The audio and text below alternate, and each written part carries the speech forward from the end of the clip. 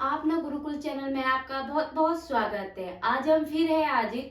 आज हम पढ़ेंगे उद्दीपन परिवर्तन कौशल के बारे में। किसके बारे में पढ़ेंगे? उद्दीपन परिवर्तन कौशल के बारे में, जो कुछ इस प्रकार है। देखें, उद्दीपन परिवर्तन कौशल, जिसमें दिनांक है एक हमने लिख दी 21 तारीख 12 महीने 2023। इसी प्रकार आपको डेट लिखनी है। कक्षा जैसे हमने 8वीं 7वीं अपनी कक्षा लिखे, विषय अपना भूगोल इतिहास ये वगैरह लिखे। प्रकरण नील की खेती, किसके बारे में पढ़ेंगे हम बच्चों? नील की खेती के बारे में। फिर कालांश और समय अवधि लिखनी है। उसके बाद यहाँ पे लिखना है पूर्व ज्ञान। विद्यार्थी नील की खेती के बारे में सामान्य जानकारी रखते हैं।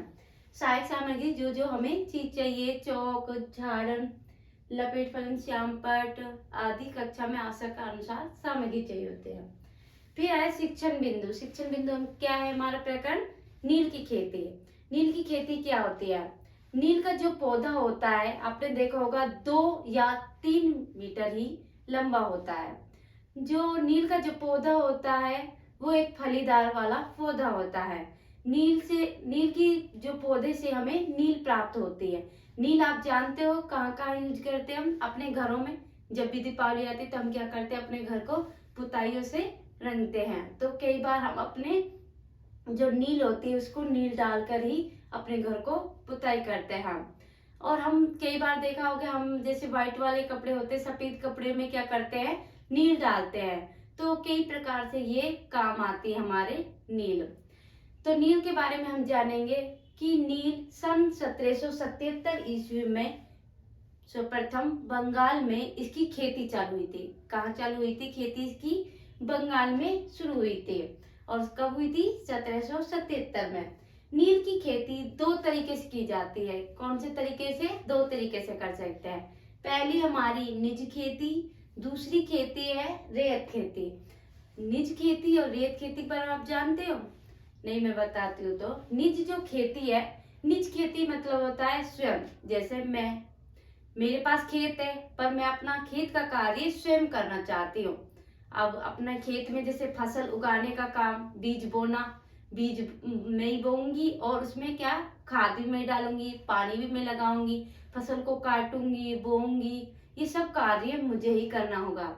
इस प्रकार जो खेती की जाती है वो होती है निज खेती।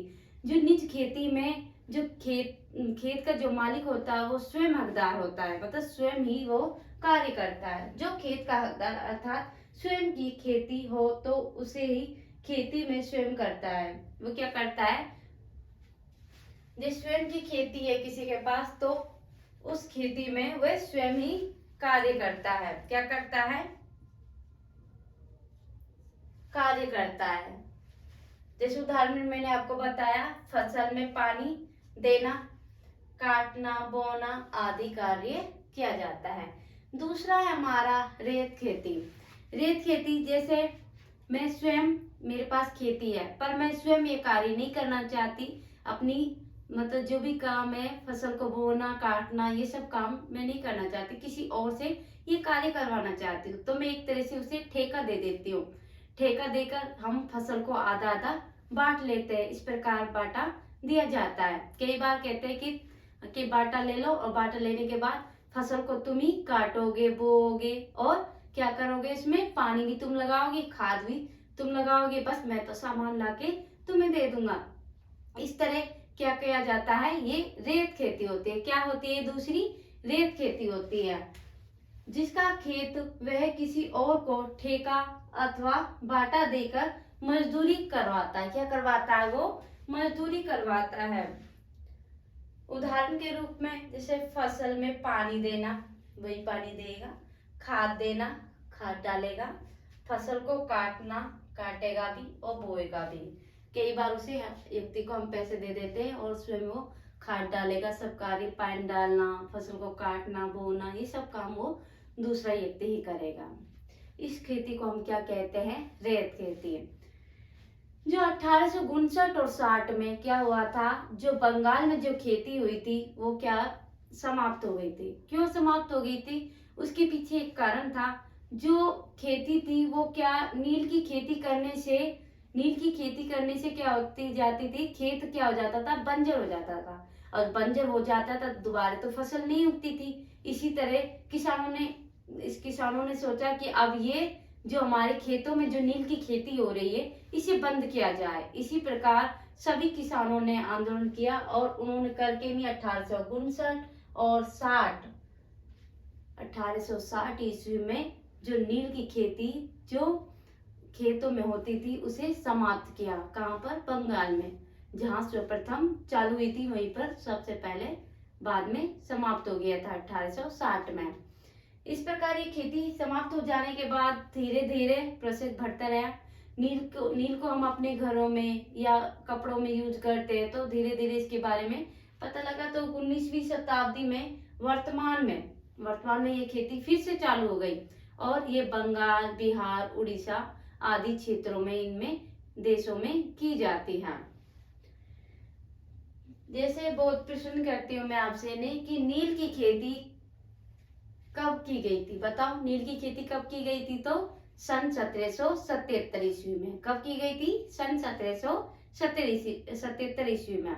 दूसरा क्वेश्चन है मेरा कि जी नील की खेती सर्वप्रथम कहाँ पर की गई थी, तो बताओ कहाँ पर की गई थी? तो मैंने अभी आंसर बताया था आपको, बंगाल में की गई थी। कहाँ पर की गई थी? बंगाल में। तो नील की खेती कब हुई थी? 1777, सन 1777 में। और नील की खेती सर्वप्रथम कहाँ पर हुई थी? बंगाल में। ठीक है, विद्यार्थी क्रिया में हम लिखेंगे, विद्यार्थी ध्यानपूर्वक सुनेंगे और महत्वपूर्ण बिंदुओं को उत्तर पुस्तिका में लिखेंगे। अब नील की खेती जिस श्यामपट्ट में हमें यही उतारना है कि नील की खेती नीचे करके सन 1777 सर्वप्रथम बंगाल में।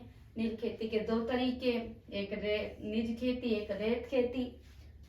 खेत स्वयं हकदार होता है और खेत में स्वयं ही खेती करता है, और जिसका खेत है रेत खेती में, जिसका खेत है बाटा देकर या ठेका देकर वो कार्य करता है, मजदूरी करता है।